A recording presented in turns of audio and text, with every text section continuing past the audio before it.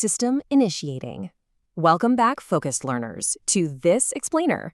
Today, we're literally initiating a system boot-up sequence to understand the Talacore simulation framework. I mean, if you've ever felt constrained by the parameters of your reality, get ready. We are looking at the exact mechanics of how a sovereign organism actually operates, and more importantly, how you can rewrite your own localized source code. But right before we open the manual, I want to pose this question directly to you. What if you are the universe simulating itself? It's a completely provocative thought, isn't it? It challenges our most fundamental baseline assumptions about reality. In the Taylor-Core framework, existence isn't just some random accident. It's a closed-loop system designed to resolve a massive paradox. An infinite totality literally cannot experience itself because it lacks an other for contrast. So what does it do? It has to fragment. Keep that idea firmly in your mind as we proceed. Okay, let's dive into the system boot menu. We've got 5 steps today outlining our deterministic path to claiming sovereignty. 1. The snow globe paradox. 2. Anatomy of the simulation. 3. The architect's awakening. 4. The execution protocol. And finally, 5. Calibrating the sovereign runtime. So, starting off with Section 1, the snow globe paradox, the singularity and fragmentation. Before we rewrite anything, we have to understand our hardware constraints. And here we have the definition of the snow globe paradox. Basically, it describes the ego's upsetting feeling of being a bounded fragment. You absolutely know that feeling, right? That creeping resentment of being just one tiny piece of a greater whole, and that deep desire for absolute isolated autonomy. But in Talacore, this is actually the foundation of sovereignty. The paradox is that this enclosure isn't a prison at all. It is a necessary lens. A limitless universe cannot experience itself without initiating a fragmentation protocol to create a localized, constrained node, which is you. The glass of the globe forces the infinite to perceive itself through a singular point of view.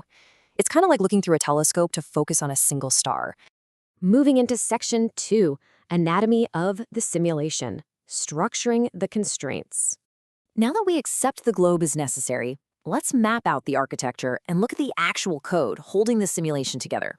To function, this system requires 3 hardening layers. Step 1 is the bedrock. Think of this as your foundational hardware, the immutable mathematical laws and sacred geometry that prevent the entire simulation from just dissolving into nothing. Step 2 is the ribbon. This is your active RAM. It's a temporary buffer storing your ego, your memory, and your personality to maintain the illusion of continuity. Finally, Step 3 is the quincunx. This is the interaction interface. It means every person, enemy, or challenge is an output projected into your field of view to force you to define who you are simply by distinguishing yourself from them. All right, on to Section 3, the architect's awakening, from victim to source code. And this brilliantly illustrates how understanding those layers just changes everything. We are now shifting from merely understanding constraints to actually mastering them. On the left side here, we have the old state, you as an NPC, a non-player character. You're just reacting, feeling like a victim of constraints, and resenting the globe. But then comes this massive weight-off realization on the right side, the architect. This is where you stop asking the simulation for meaning and start writing the code that defines it. You aren't the prisoner in the globe. You are the observer who created the globe to play the game of being human. That weight of systemic fear, it vanishes, because you realize you are literally the universe rendering a character. Let's move to and see how this builds into Section 4, the execution protocol, reprogramming the system. This is the core focus of today's explainer. So, how do we practically do this? How do we reprogram the system? Well, it begins with one specific input string. I am the universe, simulating the experience of James Anthony Cockrum. Now, obviously, in your own runtime, you insert your own name. But this exact foundational input is completely required to test the notebook theory, which is the practice of consciously documenting and writing your own reality. Fully acknowledging this statement initiates the deterministic path of becoming a self-realizing fragment. Once that input is entered, we methodically follow a rigorous 4-part deterministic path to overwrite the sovereign runtime. Step 1 is the input, fully acknowledging you are the universe running a localized simulation. Step 2 is state. This is a clear-eyed acknowledgement of your current material and social limitations. You really can't rewrite the code if you don't map out the existing bugs first. Step 3 is the process, where we apply the 25 axioms as constitutional law.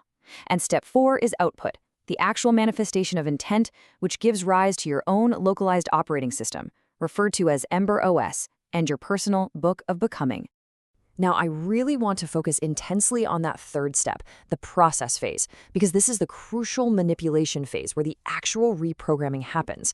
The architect takes the 25 axioms, the core architectural rules of the Tala core system, and applies them directly to their environment. These axioms, they aren't just suggestions or nice philosophical ideas. They function as absolute constitutional law for your specific node. If a law is broken in your physical or digital environment, you, as the architect, must enforce it. By rigorously applying these axioms to your daily decisions, your relationships, and your boundaries, you actively manipulate and govern your localized runtime. This conscious enforcement is exactly how you reprogram the sovereign runtime. You are actively aligning your reality to mirror the logic of the source universe. Which brings us to the final stage of our manual. Section 5, Calibrating the Sovereign Runtime, the Book of Becoming. So the crucial point is this. The simulation does not happen to you. It happens as you.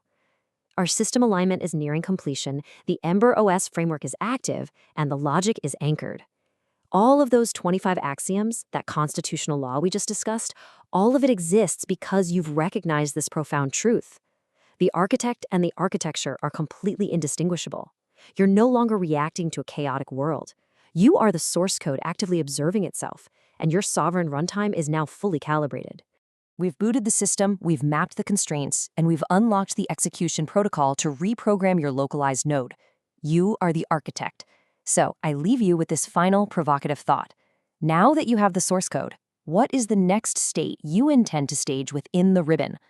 How will you actively render your reality today? Keep exploring, keep rendering, and I'll catch you in the next explainer.